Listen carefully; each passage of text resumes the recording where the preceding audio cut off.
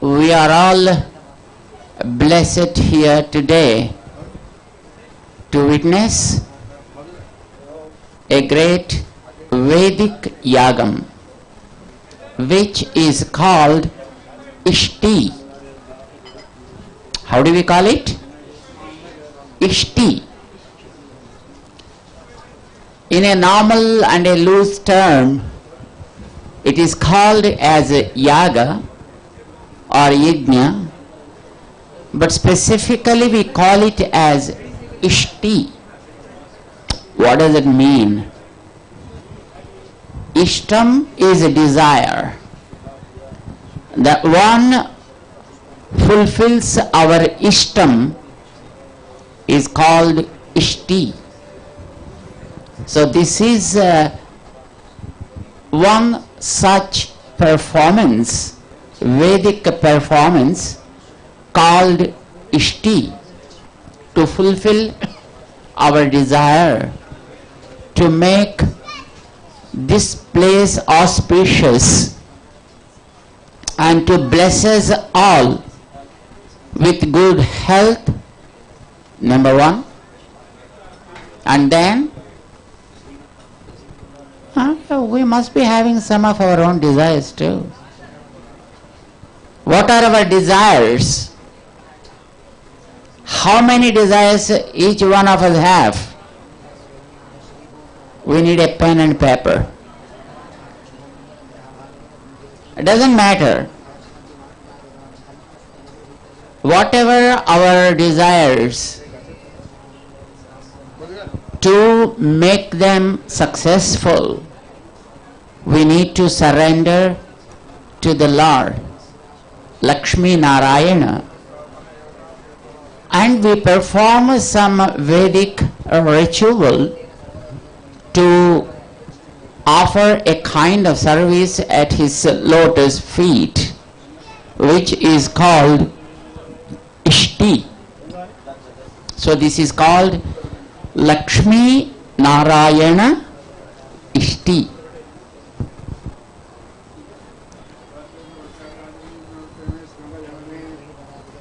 Whenever we perform some kind of service to the Lord and we invite that Lord and offer some services to him to please, but Lord never comes all alone. He comes with all his subjects, whom we call as Parivara. When God comes with his Parivaram, so first of all we need to take care of his Parivaram, his subjects, and we have to see that they are accommodated comfortably at the place where we are offering our service to the Lord. Here we are inviting Lord to receive our prayers, for which a place is created initially, which we call Yagasala. And to this Yagasala there are 4 entrances, 4 doors. Each one is called one Veda Dvara.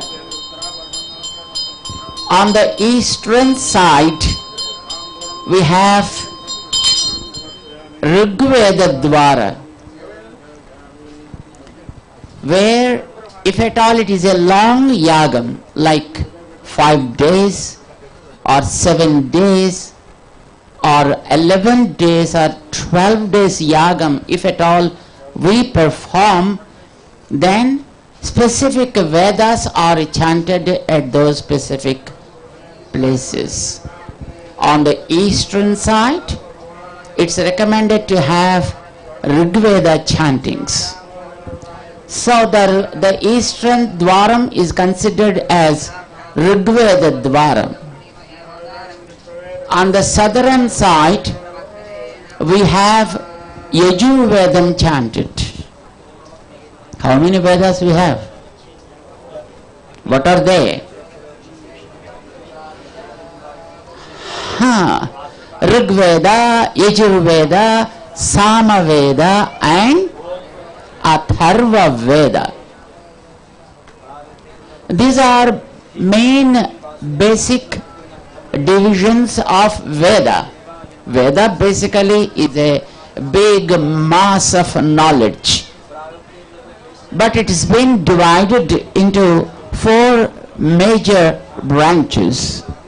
They are called Rig, Yajus, Sama and Atharva Vedas.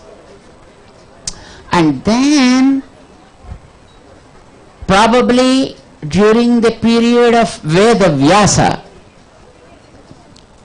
he thought in the coming eras it becomes very difficult to people to remember all this Vedic knowledge, and hence we have to still subdivide these branches. And then he started dividing each of the Vedas into a few branches, like Yajur Veda was subdivided into 101 branches. How many?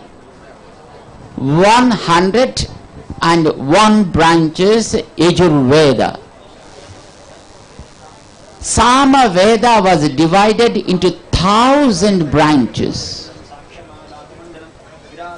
Rig Veda was divided into 29 branches. And Atharva Veda was divided into 9 branches. So all put together, the Vedic mass was divided into 1131 branches. How many? 1,131 branches. My friends, in olden days, everybody was studying that Veda and they used to master all these branches. Each individual used to do that. When you go through Ramayana, Hanuman mastered all these Vedas. When he had first encounter with Rama, Rama and his brother Lakshmana were passing by a lake called Pampa, and then Sugriva saw them from the hilltop and he was very much scared. He thought that his brother Vali might have sent these 2 guys to finish him. And then he thought, let me send someone first of all to identify who they are. And then he thought Hanuman is the fit person, and then said, hey Hanuman, you go and find out who they are, and then come back and inform me. If they are our friends, let's allow them, otherwise let us take care of them. Hanuman went there, not in his regular form, but he changed his form like a sannyasi.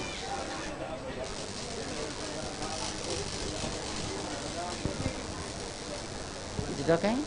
Like a monk, probably a Tridandi sannyasi like us.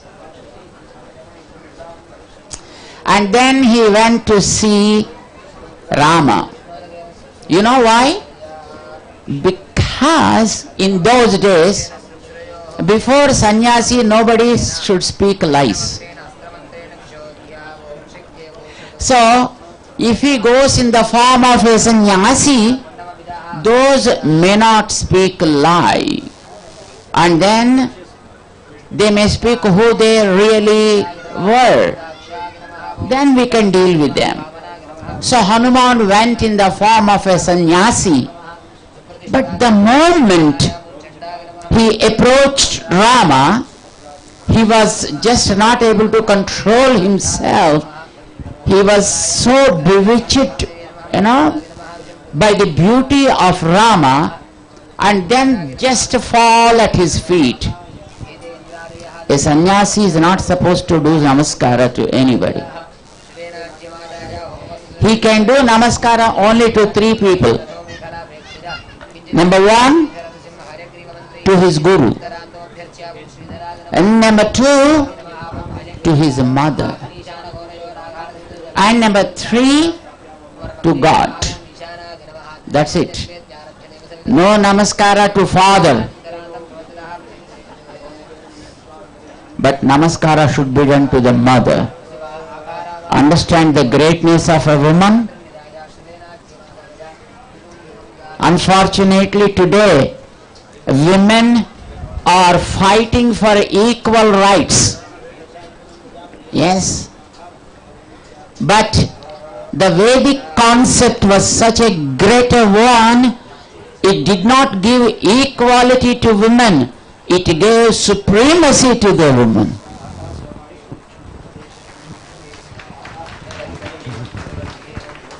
And that is the reason a sannyasi is not supposed to do namaskara to his father, but he should do namaskara to his mother. And mother, God and Guru. These are only the three people to whom a sannyasi is supposed to bow before. But when Hanuman, in the guise of sannyasi, when he happened to see the beautiful and lotus-like eyes of Rama, he was not able to control himself and just did namaskara, prostrated before Rama. And of course Rama understood he is not a real sannyasi. And then he stood before Rama and asked him, who you are. This is all. But he asked that question in about 14 slokas. You imagine? He chanted 14 slokas to ask a very simple question, who you are. Rama heard all those words and said, hey Lakshman, speak with him, but be careful while talking to. You know why? Because it appears the person who is standing in front of us, he mastered all the Vedas. Otherwise he cannot speak like this. Nanrigveda vinitasya nayajurveda dharinaha na samaveda vidushaha sekyamevam prabhashitum. Without chanting Rigveda in total, one cannot speak like this. Without studying Yajurveda and Samaveda and also Atharva Veda, one cannot speak as this person is talking to us. And then probably this person might have studied the rules of all sorts of grammar many a time. Nunam vyakaranam kritsnam anena bahudhasrutam. Not once, probably many times this person might have studied vyakaranam. And not only from one person, from many persons this guy might have studied that vyakaranam. Otherwise, this type of talking is pretty much difficult for anyone. So, you should be careful while talking to him. This is what Rama said. You know why did I mention this to you? In those days, Hanuman studied all branches of Vedas While assessing the knowledge of Hanuman, Rama said this person studied all the Vedas. That means Rama also must have studied and must be knowing the intricacies of all the Vedas. Then only he is able to assess, right? Without you studying mathematics, can you understand how the other person, is mastered his mathematics, or how he is talking about the maths? You can't. So Rama studied all the Vedas, Hanuman studied all the Vedas too. But now we are in a very, very painful period. Out of 1,131 branches, studying one branch in total also is becoming very, very difficult. Just one branch. For us nowadays to finish one branch of Vedas, just only the text, not the commentaries or the elaborations of that Veda. To finish such a kind of scripture, it takes a minimum period of 12 years. 12 years. But by the time of 12 years, Rama finished all the Vedas in those days. That means you can understand how poor we became today with regard to our brain capability. Of course, there are few children even today, and if we say once, they learn it and memorize it also, whom we call today as Ekasanthagrahi.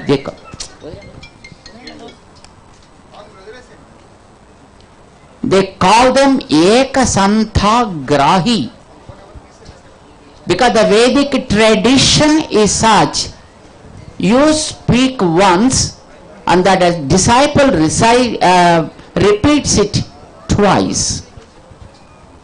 If I say Ishe Tvorjetva, and then the student says Ishe Tvorjetva, Ishe Tvorjetva, then they go on and on like that. Once it is said, then they used to memorize it. But now,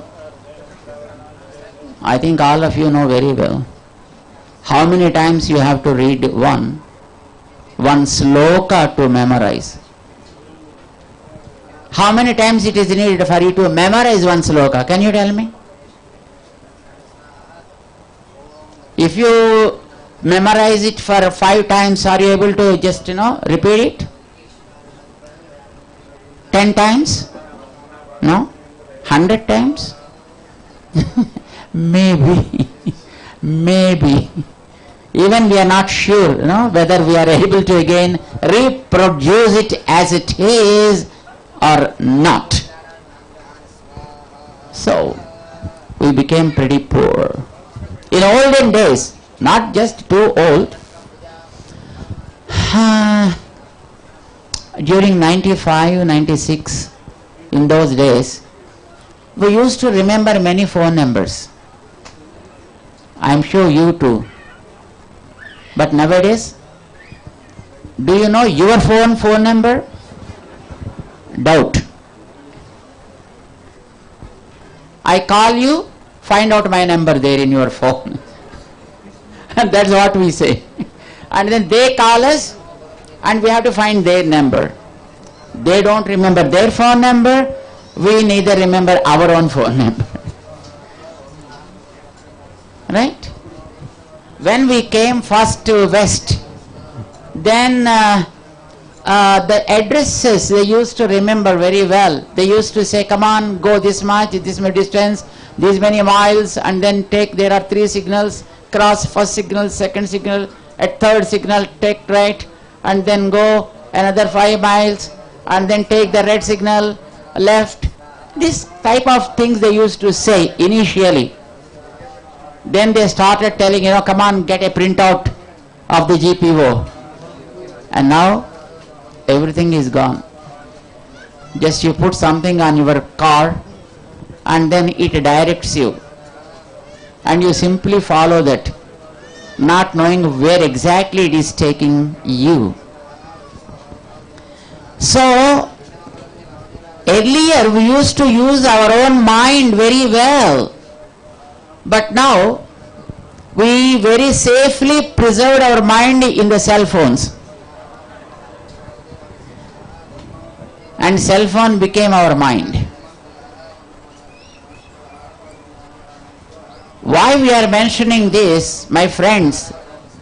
Our brain has the capability of retaining all the Vedas. Imagine if your mind has 1,000 compartments. Imagine, it's only just for imagination I say. If your mind has brain, has 1,000 compartments, how many compartments a very, very brilliant person is able to fill up? Can you tell me? Not even one compartment. Not even one compartment. Very recently, a person said about our own brain and its capability. You know the HD movies, right? HD movie, high density movies, high definition movies. And how many terabytes it takes to shoot a movie of 2 hours? X. Imagine that it is X, okay, for one movie. And if you shoot 12 movies, that means for 24 hours, then how much space that it occupies, you can imagine, right? If we take movies of HD quality for 300 years,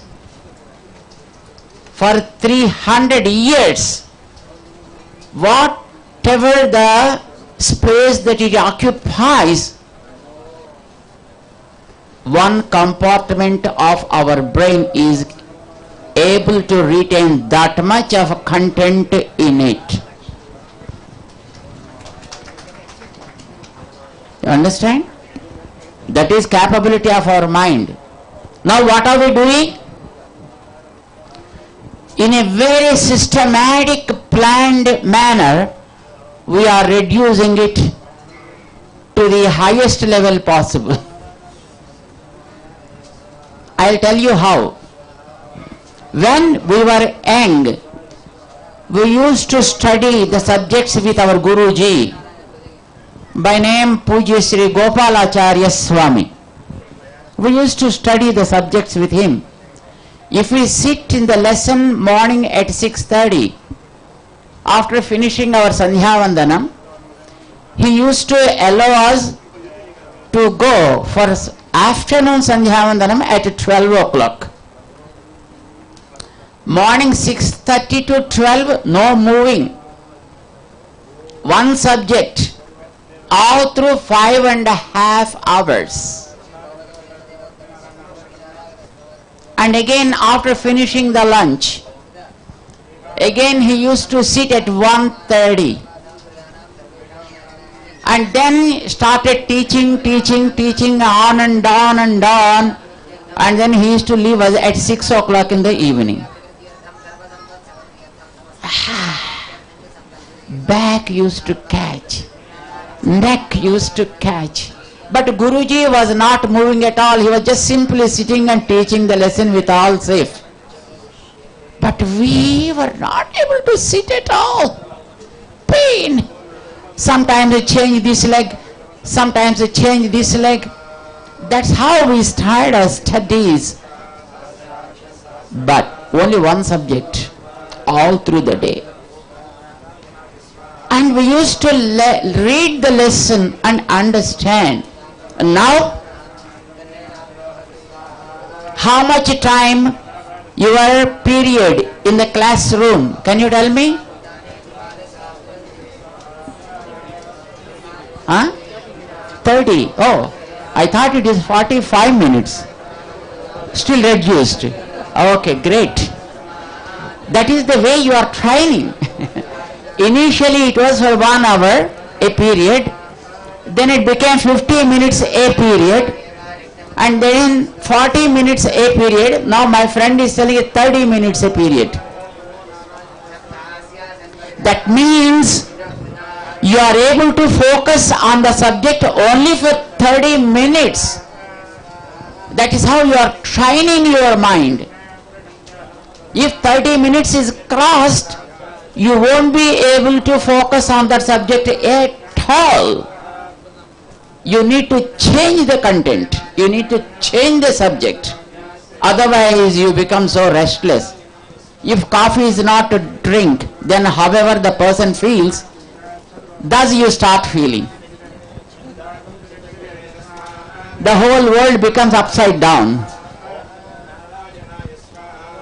You are training your mind not to focus on one subject for more than 30 minutes. That's it.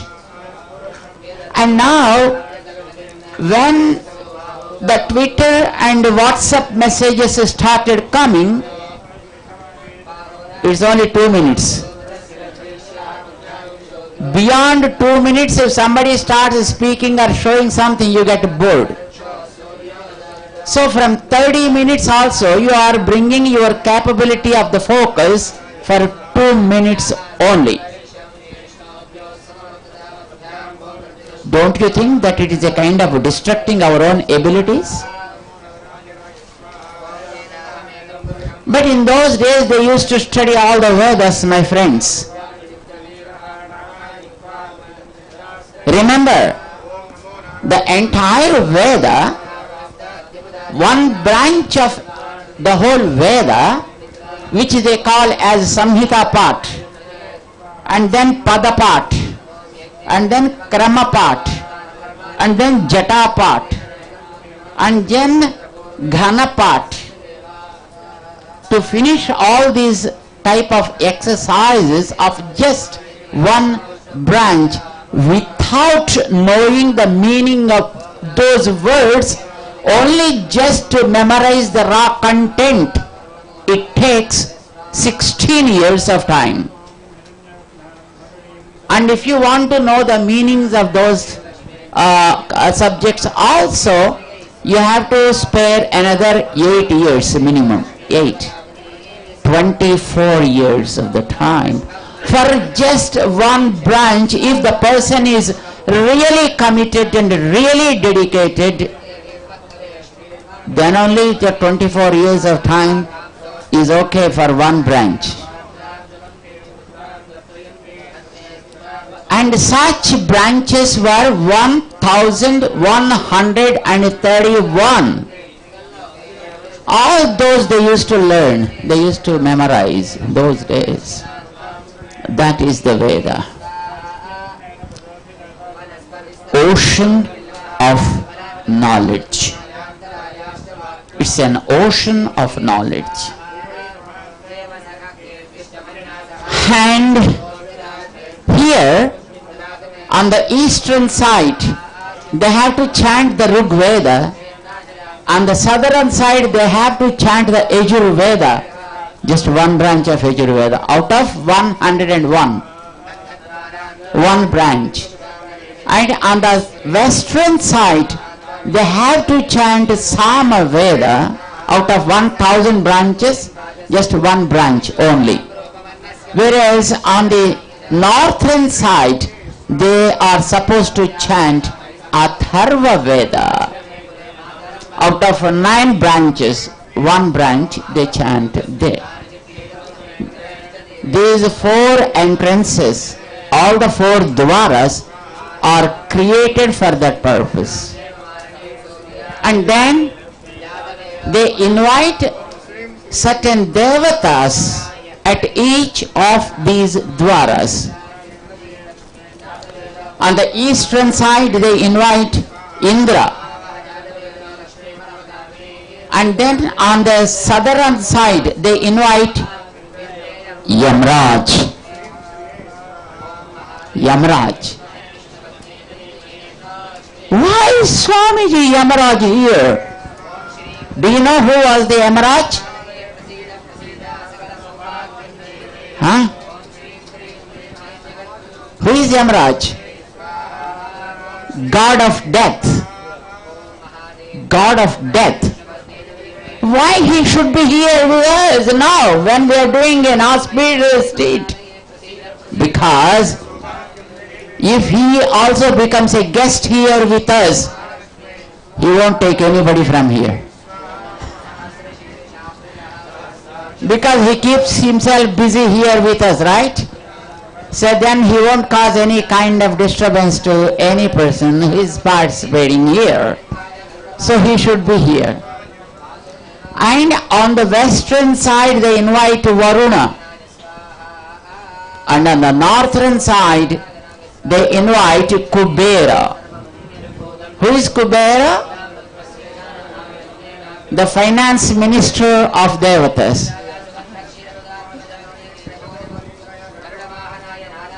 And on the western side they have Varuna. Who is Varuna? Minister for water management. I'll tell you about those devatas after a few moments. But let me introduce what is happening here. First of all. And again on the corners, and the southeastern corner, they invite Agni Devata, God of fire. And on the southwestern corner, they invite Niruruti. Niruruti is a demon. Why demons are invited here? Again, it's a big question. You know why? They invite a demon here because as long as we are performing this activity and we are all here, we don't want to any kind of disturbance to happen all around us. We need him here. So he will manage them. See, you know some rowdies, right? Rowdies and gundas. Do you know them? Yeah. And you know, if you are doing some kind of activity in any place, there may be some gundas, etc. In those places also cause disturbances to all good activities whenever they are taking place. And if you don't want such a kind of disturbance to take place, you know what you need to do? Find out a perfect gunda of that place and make him guest there. Let that person be a guest of yours. As long as that guy is there, no gunda comes around. So Niruruti is such a kind of person. He is a demon, so he is invited and then he will be installed in the southwestern corner of the Yagasala. And then on the northwestern corner they invite Vayu Devata. And again on the northeastern corner they invite Isana, Lord Rudra. Thus the Yagasala will be having 8 prime devatas invited and installed in their own places, and they are worshipped. All these are participating in this yagam along with us all, because the Lord Lakshmi Narayana is arriving here in the form of fire and receiving our prayers. And again, at each of these dwaras, they kept two pots, what they call them as kumbhas. Not only just keeping the pots, but on each of the pots, they kept a kind of colorful cloth. And they invite certain devatas, approximately 36 devatas at each of these dwaras. Swamiji, I am not seeing any devata there. You may ask, of course, they are not seen by us. You know why? Because our eyes are not capable of visualizing the forms of devatas. I'll tell you something. I'm sure that you know yourself. You are a creature with certain dimensions to understand the things, right? How many dimensions vision you have? What a kind of dimensional vision that you have.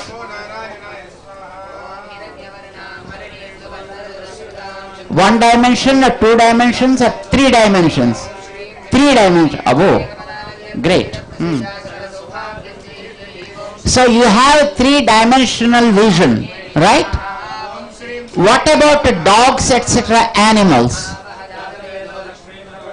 They have two-dimensional. What about trees? They have single-dimensional understanding. There is a logic which you need to understand.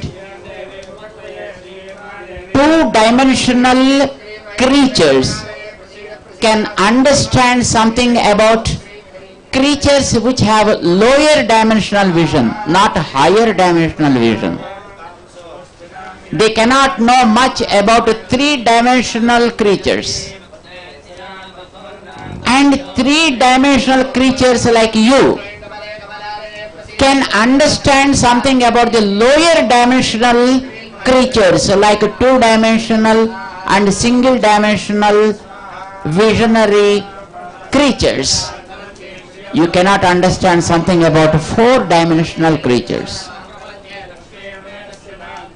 or 10-dimensional creatures or 100-dimensional creatures or n-dimensional creatures also. You can't. You cannot perceive about those creatures who have dimension beyond your capability. Devata's dimension, I think probably 100 dimension or something like that. How many of you read Bhagavad Gita? Bhagavad Gita. In the 11th chapter, Lord Krishna showed something to Arjuna. Do you know that? What did he show? His universal form. So that's great. And what happened when he showed that universal form? Did Arjuna was able to see that?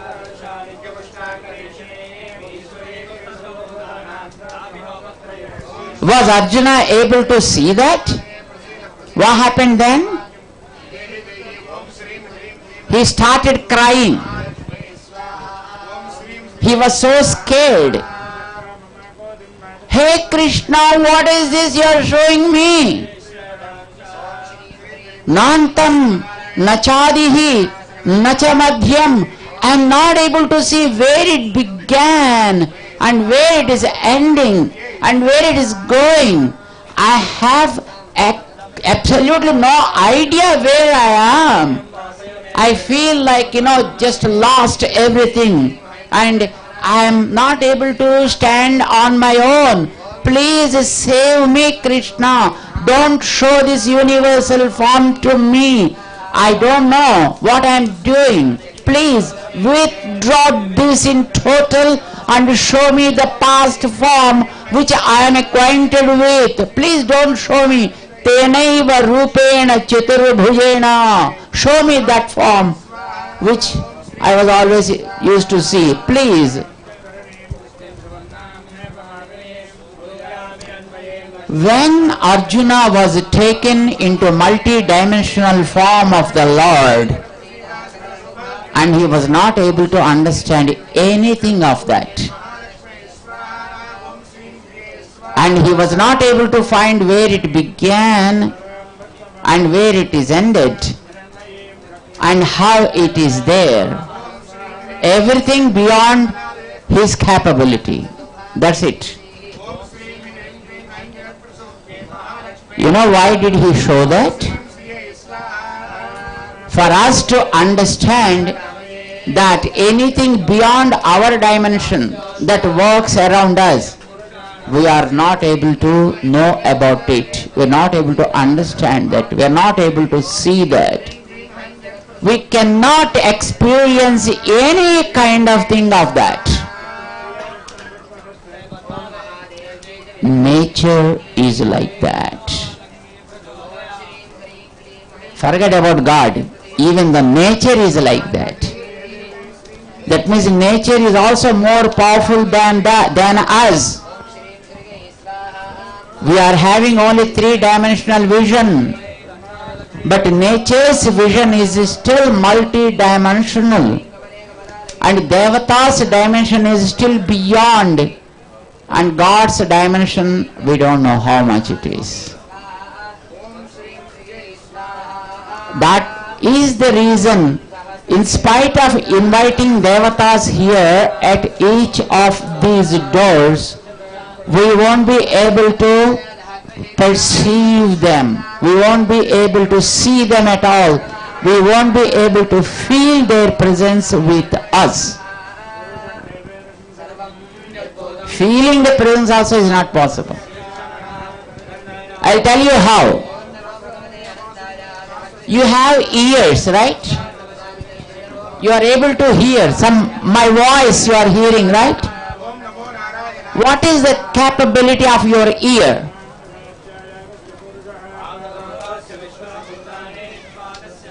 What is the size of the sound that your ears are able to receive and understand? Can you tell me?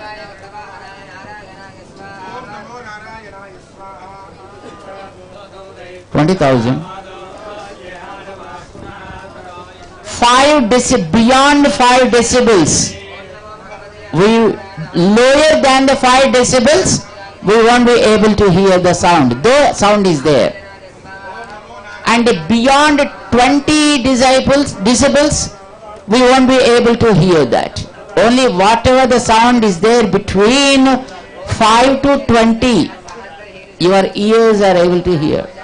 If it goes beyond, you are lost. If it comes down below that, you can't. Existing sound also we won't be able to hear. That is our capability, I say. Our capacity is that much. So also with regard to the light, same with anything in that sense. If it is in a certain proportion, then you can perceive. And if it goes beyond or below that, you cannot. So Devatas also like that. Nature is also like that, my friends. Why I said nature? You know the seed. Any seed you can take. And if the seed, see here is a seed of the paddy. A paddy. Alright?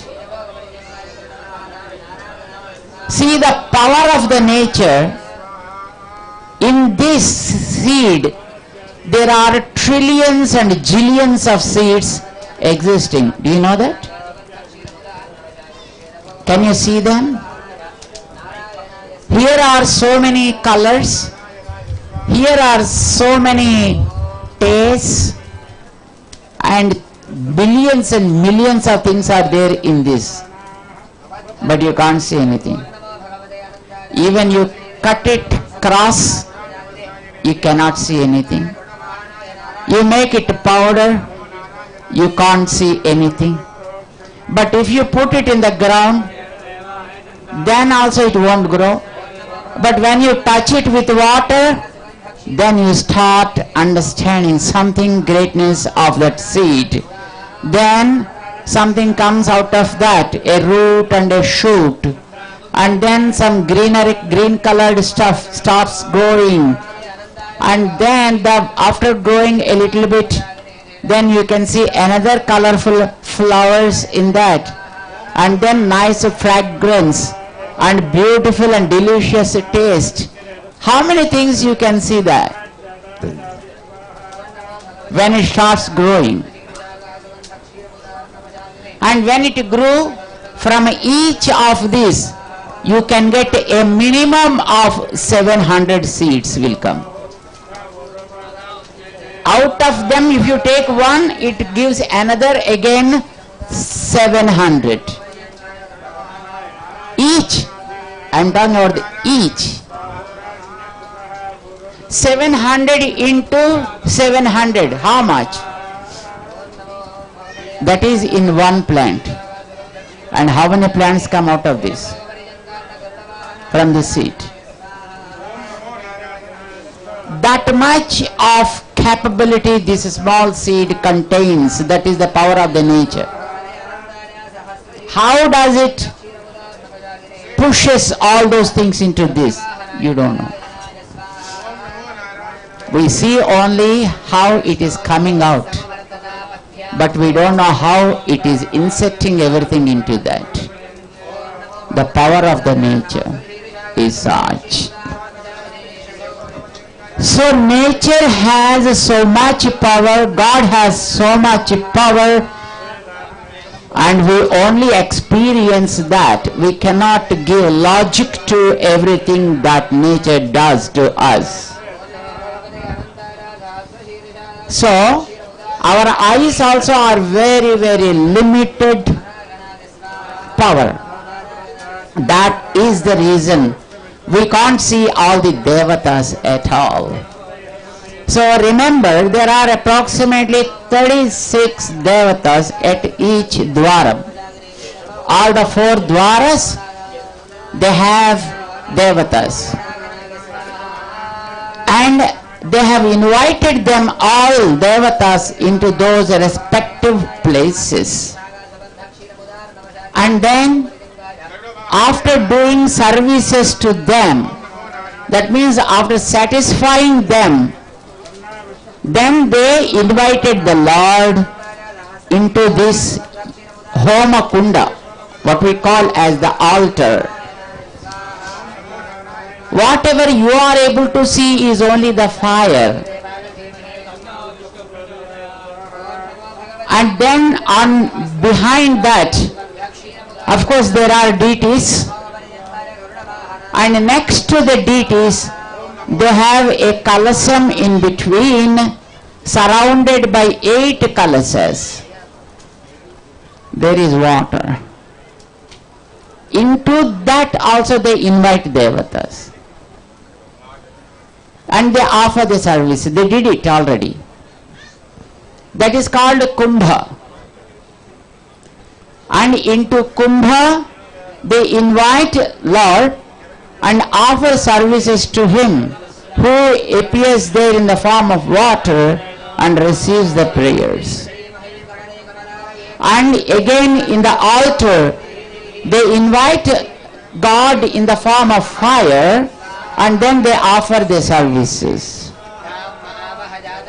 in the deities, they invite God in the form of the earth and then offer services. And they, sitting in front of the altar, Yagasala, in the kundam, and then they chant a few mantras. Chanting mantras is the form of air, because when you use the power of the air, then only you are able to produce the mantras, or you are able to, sound anything from within. That is what we call as the Vayu. How many things happen now? Deity in the form of earth, Kumbha in the form of water, and Kundam in the form of fire, and in the mantra in the form of air. And of course, they invite God amidst all of us in the form of Akasa. How many they happen? 5. What you call them as 5 bhutas, Pancha bhutas. Our bodies are made of Pancha bhutas only. You understand?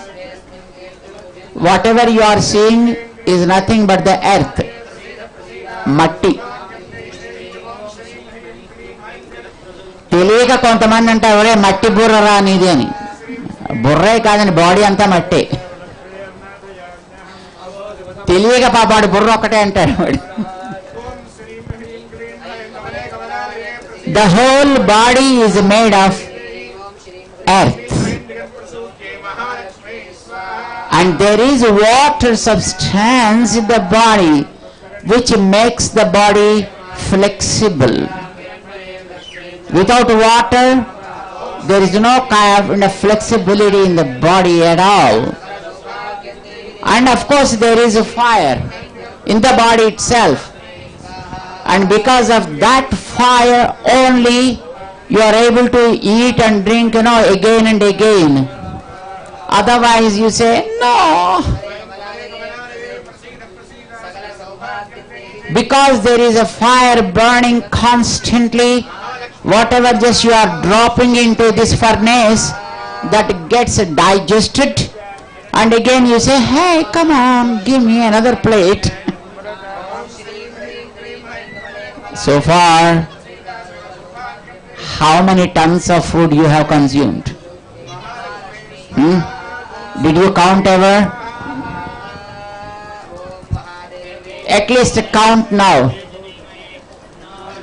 200 grams a time, and a minimum of 3 times officially a day, right? Officially. And there are so many madhya paniyams unofficially also will be taking place. And even if you consume approximately 700 grams to 1000 grams a kilo a day into 365.4 into your age, how many tons it becomes, you have to count. But whatever you pushed into this body, I think everything got consumed. And still you are ready to push a lot more stuff into this body. Yes?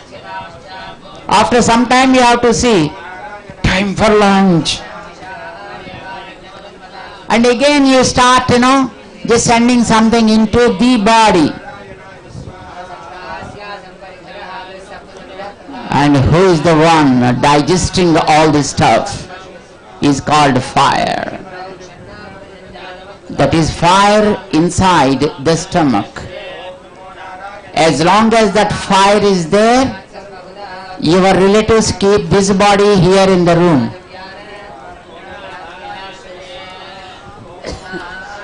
And even if that fire is not there, doctor sees this and, oh, I'm sorry.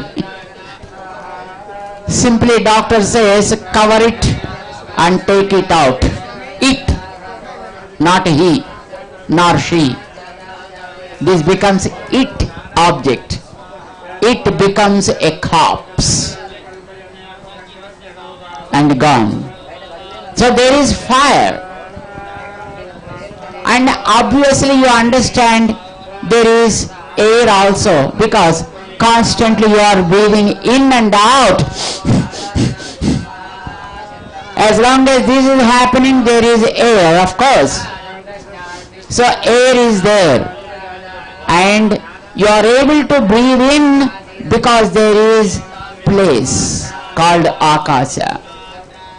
Whatever the place that you have inside, either to drop some kind of food, fruit, water or air, there need to be space in the body, and whenever you are able to produce the words and able to hear, that is the quality of the air. Because of the air you are able to hear the word, you are able to produce the words. These are called Panchabhutas. All our bodies are made of these Panchabhutas, no matter who you are, no matter where you are. Any form we see in this world, whether it is an animated form like us or inanimate forms like this pole, every of these objects of this universe are made of these 5 elements called Panchabhutas. We want these Panchabhutas must be always with good energy. Because we want energy, good amount of energy here, we need to get that energy from the nature only. We expect that should happen, and we take the food, the water, the air and so on and so forth from the nature. But there is a process of cleansing them. That is the yaga.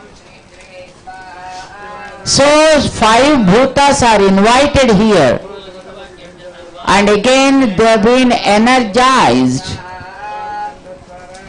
and then they are given to us to purify our bodies, which are also made of these 5 bhutas, Panchabhutas. That is the brief purpose of the yaga. Whatever we do here. And of course that yagam is performed in multiple ways. They perform the ishti either with the mantra of Lakshmi Narayana, which now our acharyas are doing here, or sometimes they use Shri mantra to perform that ishti. Then the name of that becomes Shri Yaga. Or otherwise they use the mantra of Sudarshana with some other purpose, and then the yagam becomes Sudarshana Yaga.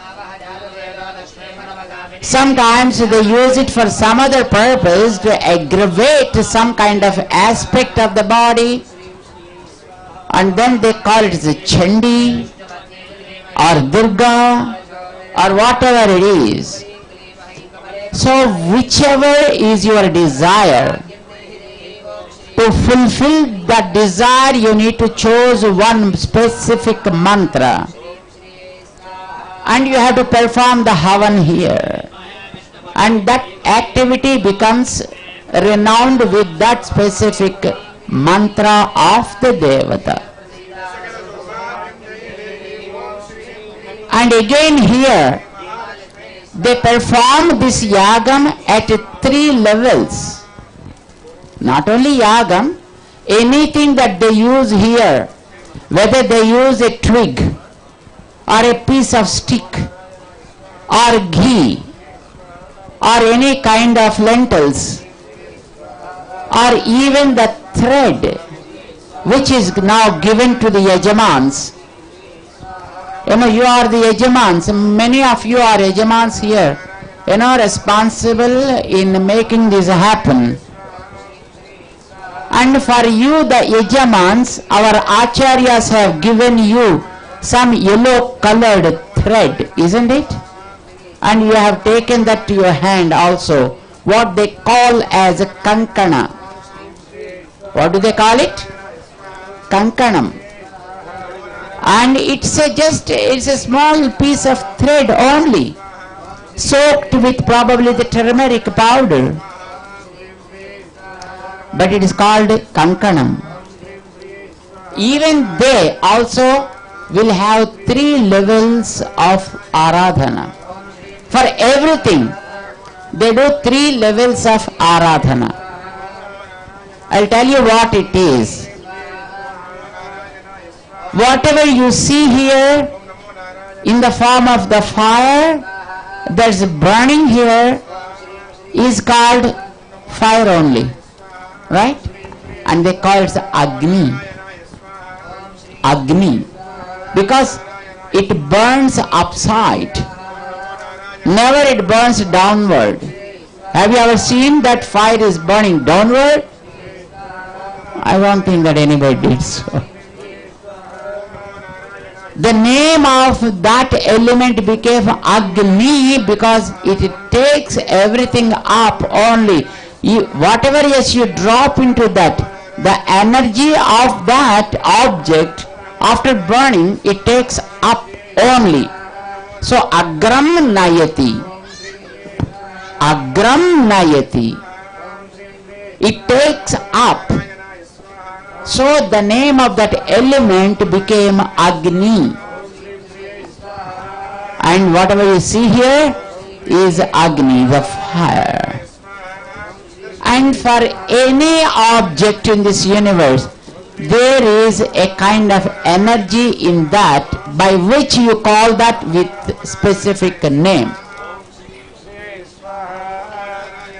Everything is made of clay only. But for few you call as Diya, and few you call as Kapala, Palika, and a few you call as a pot, and a few you call as a jar, and a few you call as a glass. Why do you change the names of that substance, which every one of those elements, made of just clay only? Everything is just made of that red clay. But you change the names. If it is small, you call it a glass. And if it is in the form of a substance with a small width and then a handle, then you call it a cup. When it is a big to take water, and then you call it is a pot. Sometimes the neck will be long, and then you call with a jar. Raw material is the same and one only, just clay. But then why did you change the names to those? Why did you call some elements as a pot, and why did you call some element as a jar, some element as diya, some element as something else? Why did you change the names like that? Depending upon its usage, depending upon its size, names are also changed. But all said and done, clay is clay only. Everything remains as clay only ultimately. But the shape and the name are given to do some activity with that. You need to do that. If you give a jar type of stuff, then he has to find out the water and then come with filled water. Right? Any object of this world will have the first level, what physically you are able to see, that now here is the fire. The fire in gold color with flames flowing up is called Adhi Bhautika plane of the fire. What do you call it? Adhi Bhautika. Bhautika means you are seeing that specific element called one among the Panchabhutas. But here you are prioritizing the external form of that called fire. So it is called, seeing the fire is called Adhi Bhautika state. You are okay. But why it is only there burning? It is burning only there. Why? Why it burns there? Because the what you call that raw material for the fire to create the flames is only there. So they are burning. But the fire as it is here, it must be burning in other places also. There also it burns upside. Anywhere it burns upside only. Why? That is its nature, Swamiji. What does that mean by nature? There must be some unseen, invisible fire, probably a form that makes it burn upside only. Now you see the wind blows, right? Wind is blowing from one side and you are able to feel it. You won't be able to see it with your eyes, but you can definitely feel it with your skin, because skin is the one that is able to catch the touch. So when it touches, then we understand, even though we are closing our eyes, oh, it is the wind that touching me. You can understand that. So whatever the waves of the wind, what you see are only bhuta, one among the five bhutas. But why it is blowing from this side only? And why now? Why it is not 3 days before? If it would come after today is completely over, I think it will be wonderful. Right? But is there any control of yours on that? No. So there must be, see, the wind blow also goes in a systematic way. Not in its own way, but a systematic way. In a specific season, it blows from one direction to the other. In some other season, it blows from some other direction to some other direction. Who is changing all these things? There must be one controller behind, because of whose presence the specific pattern will continue. What is the power called?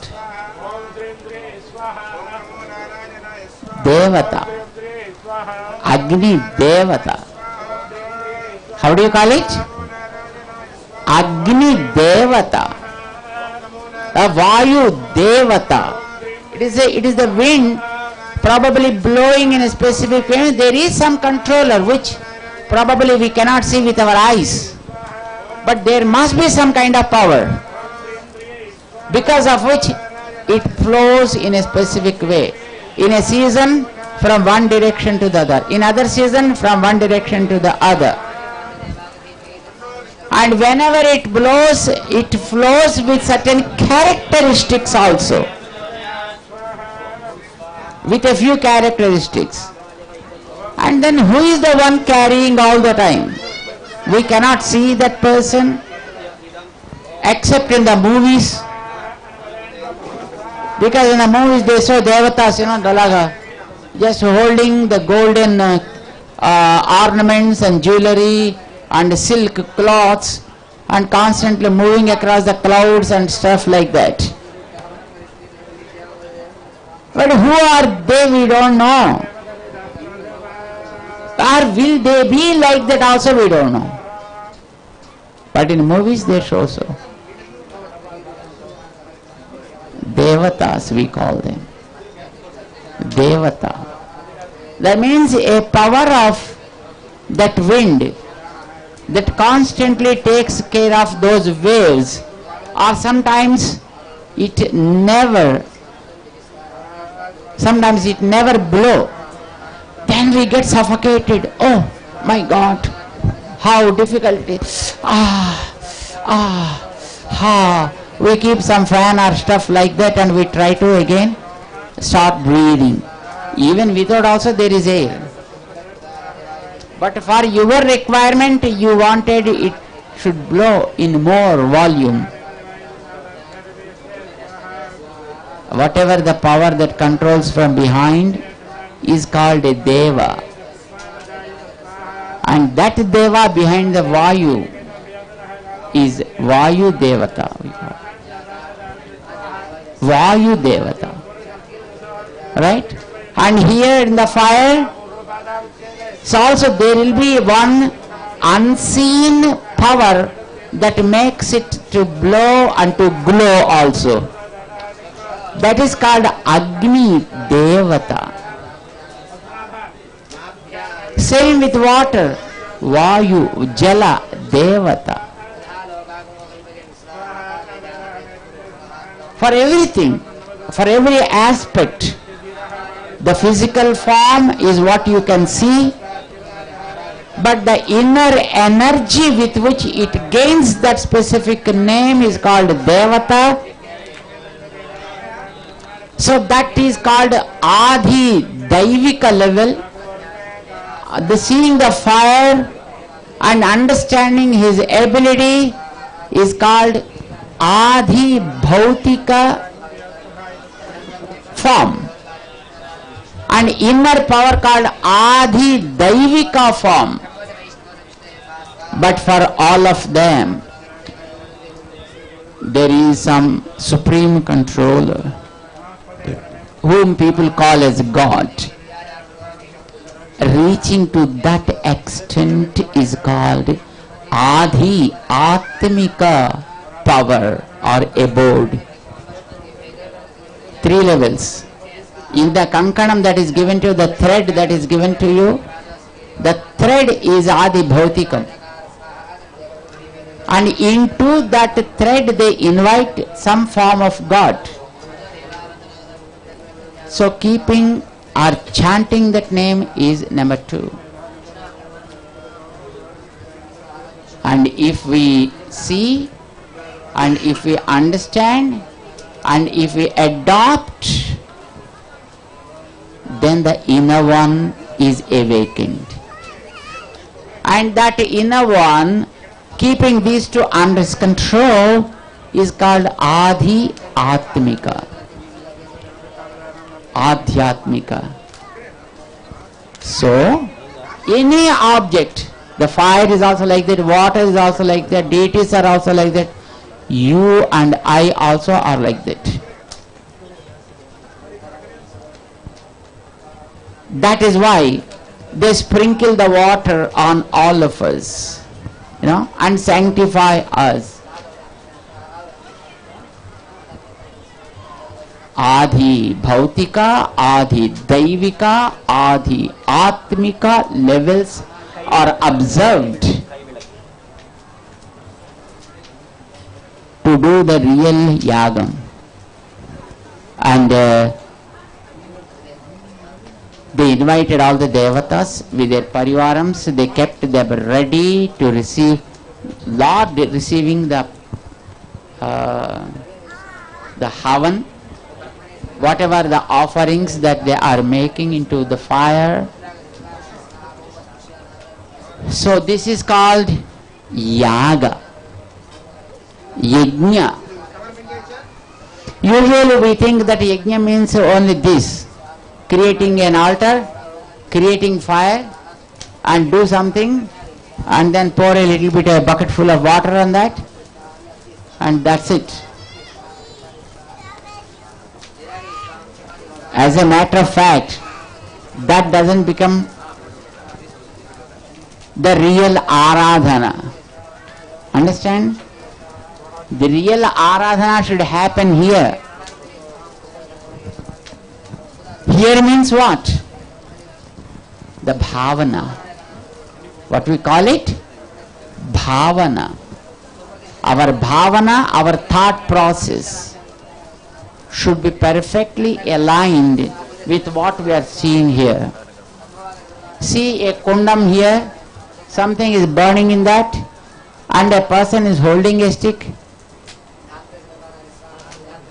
and then taking the ghee and pouring into the fire. And along with it is chanting some mantra and energizing that. And after the energy is gained, and then they offer the fire aradhana complete, what they call the Mahapurnahuti, and then take the energy of the fire into the kalasha, and from kalasha it goes to the kumbha, bimba, and again from bimba the water that is sanctified will be sprinkled on all of us so that we can get that ultimately. Why are we doing all this here? For us, for our sake only, right? And that we have to get experience once the havan is completed. And then the Lord who came here down all the way and received our prayers and was very, very happy with us, definitely he is going to do that. And then our yagam is completed. So one God receives the prayers in 4 places. They call it is Chetusthana Archana, a worship offered in 4 places. What are the 4 places? Kumbha, then Bimba. What are they? The first one, Kunda. Kundam is the altar. There also we are seeing that. Kunda, Kumbha, and mantra and mandala. Mantra and mandala. Mandalam is not drawn here because it is just for 1 day. If it is minimum for 3 days, then definitely we can draw that. So now treating that as the pedestal that where he has to be. So now what they do is they invite the fire devata into the kalasha. And from kalasha they invite that water to the deities. And then that water which is sanctified with the presence of the Lord in that kalasha, he comes there to receive and again he goes back to the deities. Whatever the time we have given with him. So this is called Chetusthana Archana. Right? 1 divided into 4 and did whatever the puja needed. Again bring all together and then sanctified. And Lakshmi Narayana Yagam is being done now.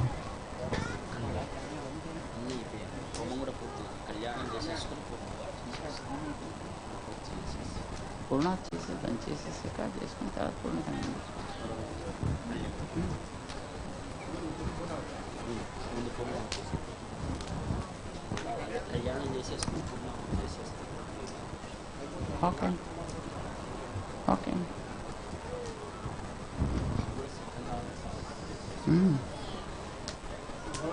And here, as a part of our Lakshmi Narayana Yagam, Lakshmi Narayana Ishti, Lakshmi Narayana Ishti, now they invited God, they offered the services to him in the form of Kunda, Bimba, Kumbha and Mantra in 4 places.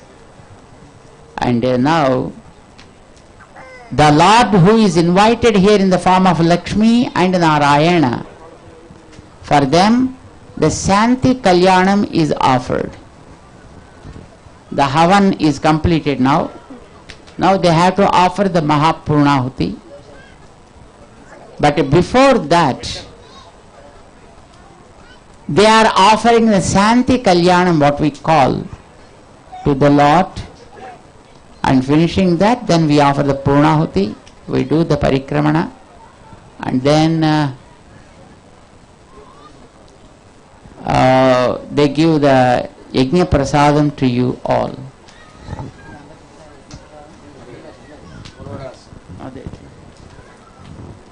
They give Yajna Prasadam here, and all of us can take that Prasadam, and then they give the Yajna Sesham. After finishing the Yagam, whatever is available to us, the Yajna Bhasma they call it, Yajna Bhasma, that we have to take and put on the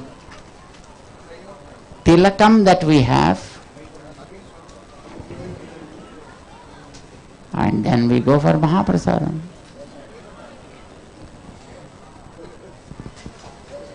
So now they are ready, right? The Havan Karyakram is almost completed. Now they have to perform Purnahuti. But before Purnahuti, they want to offer the Shanti Kalyanam to the Lord. They call it the Shanti Kalyanam. And while performing the Shanti Kalyanam to deities, what I said in the form of Vigraham or representing the earth. And they see, they create a form, they give a name, and then they sanctify that, which becomes a wonderful place for us to interact with God directly.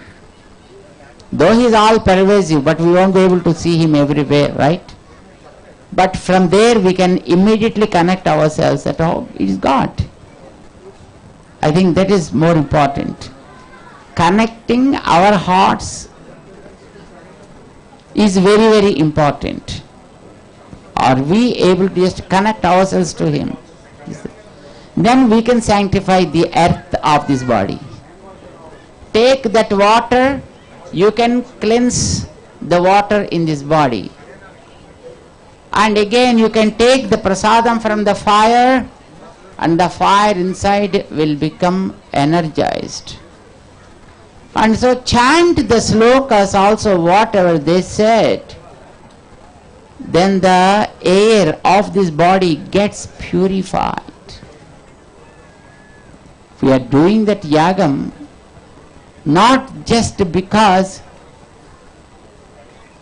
we have what you call the holiday yet, not because of that just we are performing it. We are performing it to energize ourselves, to energize our body, to energize our thought, to energize our mental faculty, to enhance the power of our immunity in general. Earlier even we also not much aware of the word immunity. After Corona, then we start understanding more about immunity. So to enhance the power of our immune system, we perform this Havan here. So into the fire, first they invited In the fire they invited Agni Devata, and in that Devata they invite the Supreme Lord Narayana. Everywhere it is three-leveled puja. That's how it goes. Now it is ready. The Havan is performed for the sake of all of us. And now the deities are there in the middle. For them now they are going to perform Santi Kalyanam. God appears in the form of a deity only. Remember. Many people think of Swamiji. If God appears in the form of a human, it will be really wonderful, right? No. It won't be wonderful. Because we, the human beings, having our own egos. And though He is here in us, but our ego is something that stops Him. And for these external objects, we have given certain names to this. We gave a pole. We named it as a pole. Though God is here in this, but the name we have given conditions Him. In the form of pole, we see Him. And of course He is available in every object around us, but the names that we gave to them will stop understanding the real presence of God in them. But there, which we have created as a deity only, there it never stops, because there is no other name stops our vision to connect with Him. Yes? But with us, I am a human. I is a blockade. Human, the thought itself is a blockade to reach Him. So, in us, though there is God, but He is just like a person having the colorful glasses in his eyes. Because this color blocks. So there is no blockade. We can directly connect ourselves to the power inside, the God inside. This is what the scriptures talk about, which we call as Agama scriptures. In them we can see the power of the deity, the process of worshipping Him, and to get the grace from Him also. Those scriptures recommend, hey, if you want to do some kind of service to me, and if you create a human form to me, you can offer anything as you offer to a human being. This is what the Agama scriptures recommend. In whichever form he comes, he follows that specific rule of that object. If he comes into a stone, he follows the rules of a stone. If he appears in the form of a tree, he follows the rule of a tree. And if he appears in form of a stone, he follows the rule of a stone. And if he is in the form of a metallic piece, he follows the rule of a metal. Because he is the one who made all these rules, and he never crosses the rules he made. He is a very strict person. Understand? He follows the rules and regulations 100%. So he said, if you see me in the form of a human being, you offer the services you do to a human being. So when we see him in a deity, we can do everything we do to a human being. There. That is what now our acharyas are going to do. Here, now they are seeing him like Rama, Sita, and so now they are going to celebrate the Santi Kalyanam to him. Santi Kalyanam is a marriage celebration, of course. As we do to a human being, thus they do to them now. Swami, why it is needed? Are we performing a marriage today to him newly? Not really. God is the form of supremacy and command. Mother is the form of compassion and love. We want God with love and compassion only. Because there is compassion and love, then we go and approach him. If there is no love, there is no concern, there is no compassion, why should we go to him at all? And if you personify that love and compassion, that is mother. And if you personify the supremacy and his capacity, that is the male form of God. I think you understand. In a home, whom do you love much, father or mother? Mother. Why? Why means because, sometimes the father says, I. But mother never says so. You have to plead before father, but you can demand with mother. Right? Because mother is the form of love. And among the human beings, again, there may be limitations. But with God, when he takes the form, no limit at all. So if at all the pure compassion takes a form, that is mother. And if the pure supremacy and commandability takes form, that is the male form of God. We want both. Right? We want first of all supremacy so that he can give anything to us. But for him to give us, we need a recommendator. We need someone to intercede on our behalf. That is mother. Feeling them together is what we call Santi Kalyana. They are always with each other. They never get separated. But for us to understand is more important. Bringing them together is what we call Santi Kalyanam. Feeling them together is called Santi Kalyanam. But in bringing them together, there is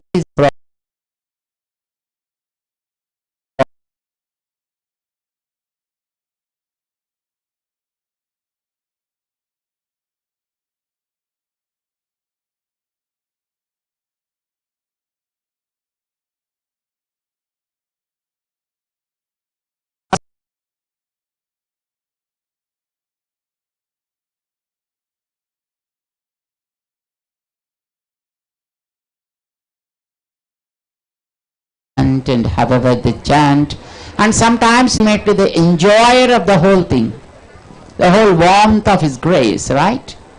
So they may ask you to repeat something. Be able to listen to them and repeat them after those acharyas. Our Acharya Madhu Swamy is here, the prime Acharya here, and supported by him a little Acharya is here.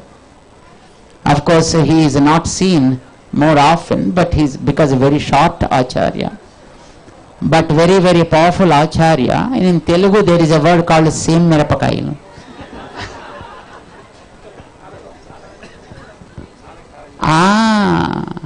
Very spicy. And our little Swami is called Mr. Naveen Kumar Acharya, who is a very nice great scholar of Pancharatra Agama under the tutelage of Madhu Swami only, and supported by a good Vedic scholar who is standing just behind our Madhusudan Acharya Swami called Sudarshana Acharya. He is a nice Ayurveda scholar, And of course there at the deities there is another Agama scholar called Gopi Krishnamacharya, and he is not only a Agama scholar but also a technological scholar and who is an all-rounder, right? For shooting, of course shooting means scenes, and also for performing, and also for making the technological things like the mixing stuff, editing, graphics, etc. And he is the one who is there, and of course supported by another team of good scholars who are all around us. And come on, let us start enjoying the Santi Kalyanam.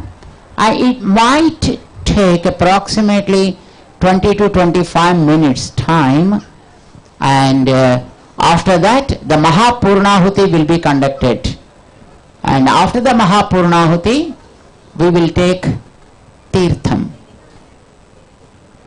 Are you ready to take Tirtham?